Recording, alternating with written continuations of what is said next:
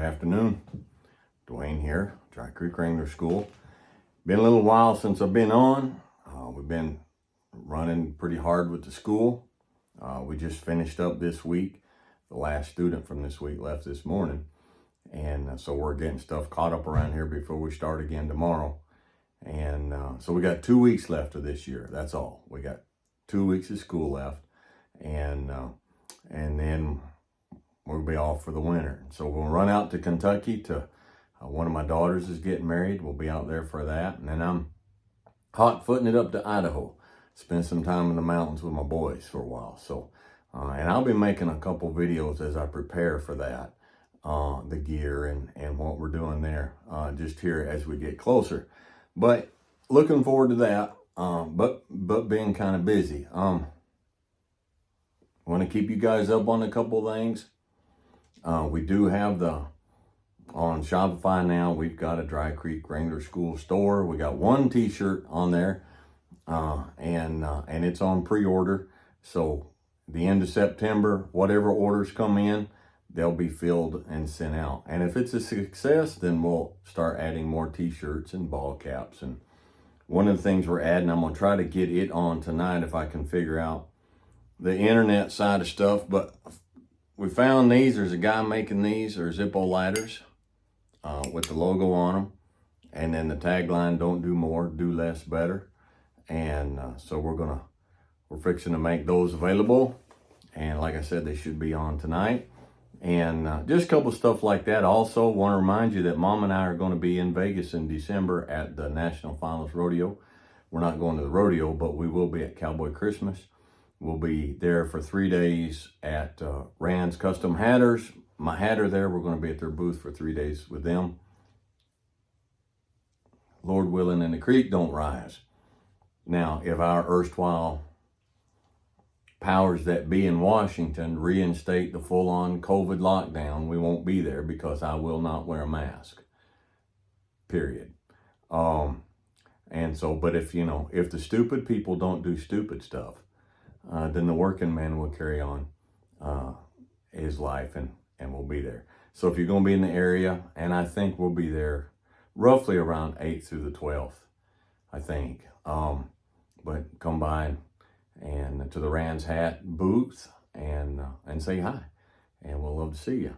So enough of that. Mentioning the booth and the COVID lockdowns and stuff, that kind of rolls right into the subject for today. I've been talking, I always got people asking questions and coming and looking for some answers and stuff. And, for several weeks now, it's been on my mind that young men and not so young men, there's so much out there on the direction you ought to go and paths that you ought to take.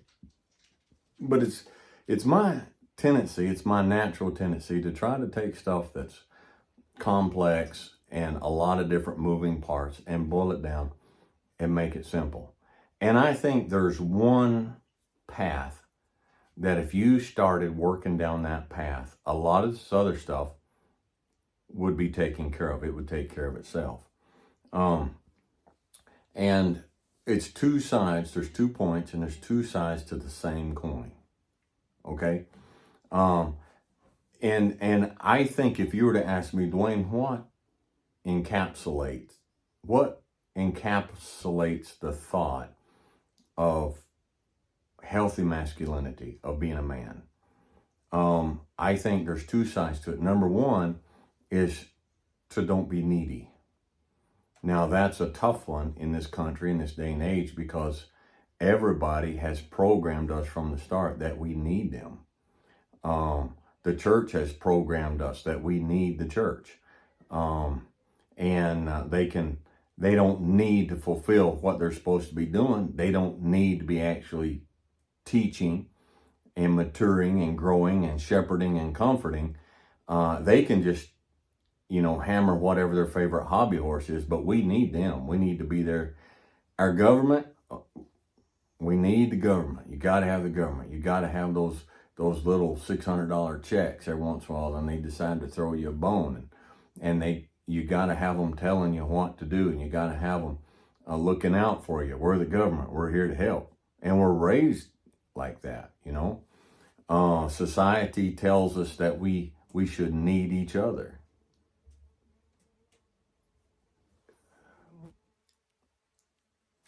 And so many people these days, they're in a job that's not fulfilling. It might be worse than that. They may hate it. But they need that job. Why do they need that job? Because they need that paycheck. And why do they need that paycheck? Because they need to make that truck payment that they just needed. And why did they need that truck payment? Because they needed backup camera, and they needed, you know, all the newest bells and whistles, and they just needed all that stuff. And so one need leads to another need, which leads to another need, which leads to another need. And all these are links in the chain that imprison you and bind you. And we need, you know, my wife has said, and I'm not speaking out of turn here. She'll very openly, very publicly, you know, she has said, we've been married for 32 years. And the biggest difficulty that she has had throughout our entire marriage is her sense that I didn't need her. Now, I'm going to say something here, and I want you to listen. I don't want you to knee-jerk, okay? I want you to just stop and listen and contemplate and meditate on what I'm saying, okay? I never have needed her. But I've always wanted her. Now let's stop and boil this down. I mean, you're taught by books, you're taught by movies, you're taught by television programs, you know, that I need you, I need you. Well, if I need you, then I'm keeping you there for me. So you are all about me. It's complete selfishness. So if you have developed a relationship to where you emotionally need your spouse, your significant other, that's not healthy. That's not healthy. Because if you need them, then you're staying with them for what you can get out of it. Do you see where this can go? Do you see how deep this can go? All right. But you want to be with them. You want them around. That's a whole nother planet. That's a whole different world. Okay. We need, fellas will go into relationships, and they'll need. And guys, we, you know, it's part of the sphere these days. Everybody talks about how difficult to find a good modern young lady who's not whacked out on all these new concepts and stuff. But you know, if we just step back, and I'm not talking about, man, I'm treading in muddy water here. I'm not talking about all this incel stuff, okay? But there's a big difference in between wanting a good woman and desperately needing any woman. One is weakness, and the other is a superpower. All right? You need to start working. You need to start trimming stuff in your life. You say trimming it for what? Trimming away the need. You don't need an iPhone 14 Pro Max. All right? And with all the hundreds of dollars a month you're spending on that. You say, well, I do need it because I've got this going. Well, stop that. Whatever this is, stop it so that you don't need it. So then you don't need the phone. So that you can get a $40 track phone. So that you can free up several $100s a month. So as you work down the line, you don't need that paycheck. You say, well, I got to have a paycheck. No, you don't. Money's good. All right. And we can take everything too far. All right. You need money. But you don't need near as much money as you think you need right now. Which therefore you don't need near as much big a paycheck. You say, Dwayne, I got to make the payment on this house. Let me ask you a question. Now tell me the truth. Do you have more house than you really need? I didn't say than you want. I didn't say than is convenient. I didn't say, do you have more shelter than you need? Well, if you don't need all of that house and you don't need all of those payments, then you don't need that paycheck. And if you don't need that paycheck, you don't need that job. Okay? You can settle for a whole lot less paycheck and a whole lot less job that's a whole lot easier to walk away from when things get stupid and crazy. We don't be needy. We don't need to need friends and people. I'm not against friends and people. I have a friend. I have a friend. I have a friend, if he called me right now, and we only talk, 2 or 3 times a year. But if he called me right now, I've said this before, and he's like, Dwayne, I need a kidney. I'm on the next plane down. You can have 2 of them if you need them. That's my friend. All right? Whatever he needs. All he knows. And it's vice versa. But I have a lot of people who come along and they call me their friend. And they say they want to be friend. Then they stand on their head and show the rear end. And then they're all shocked and bothered because I just shrug and walk away. I didn't need them as a friend in the first place. Don't need them. I'm not needy. If you want to be my friend and you want to act like a friend, okay. But I don't need a friend. This is some hard stuff, okay? This is some hard stuff. But I don't need. You take what's coming on here, people start panicking about if they do these mask mandates and shut down the COVID stuff. Well, if they do, obviously, our business, the school here is going to shut down. That's okay. I don't need the school. All right, the school's paying for itself, but I'm not making any money off of it. So I'm not needy. I've got myself set up. I'm not needy. Say, Dwayne, what about the YouTube channel? Do you need the YouTube channel? I don't need the YouTube channel. I'm enjoying it, and I love helping the folks that I'm helping, and I'm enjoying it. But if everybody comes down and somebody gets stupid and somebody gets mean and nasty and whatnot, I can shrug and walk away. The ability to shrug and walk away is a man's greatest ability.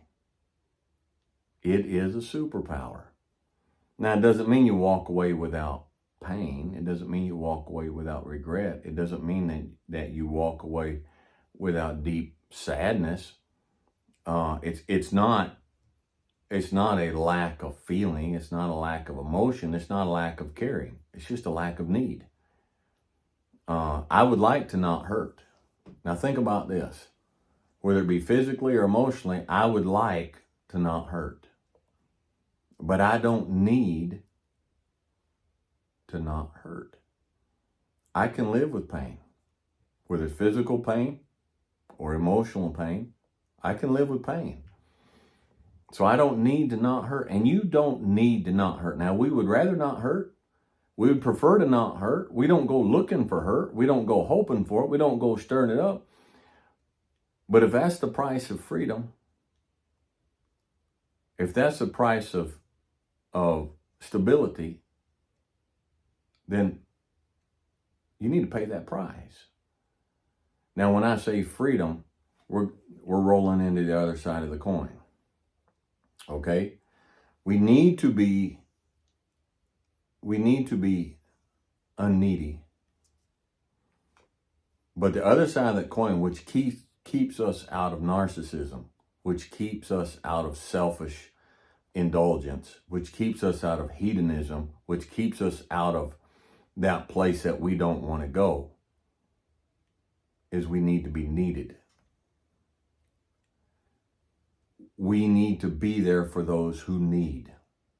There's a big difference between me needing somebody and me being available and making the sacrifices that someone who needs me.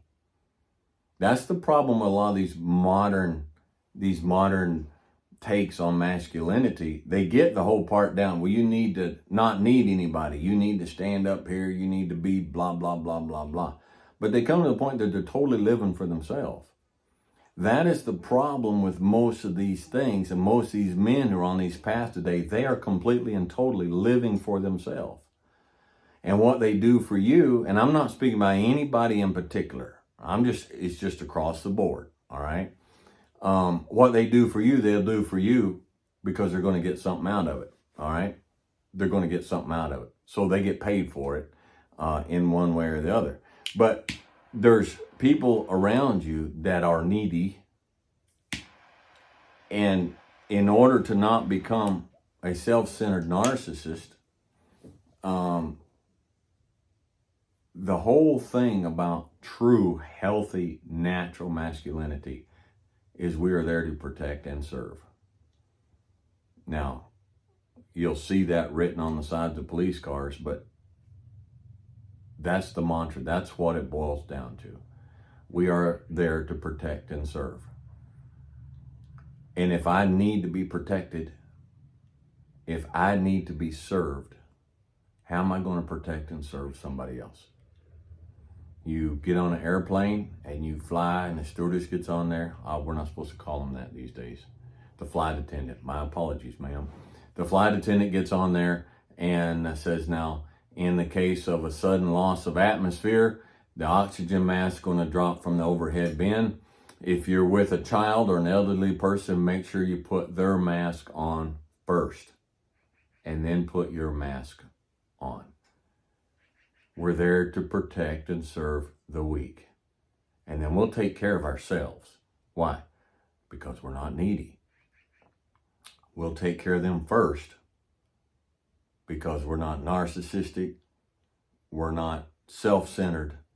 We're not living for us. We will take care of them first because they are needful.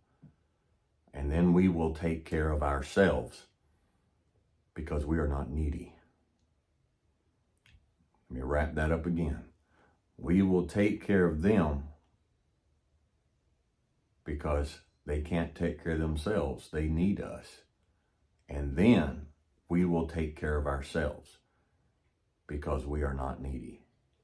Now that's a wide road and it's a long road that for most it will take years to get down to find that place. But that's the direction you need to go. Now all my church brethren out there, I'm not talking about we don't need God. Don't waste your time and get on here and say, all I need is God.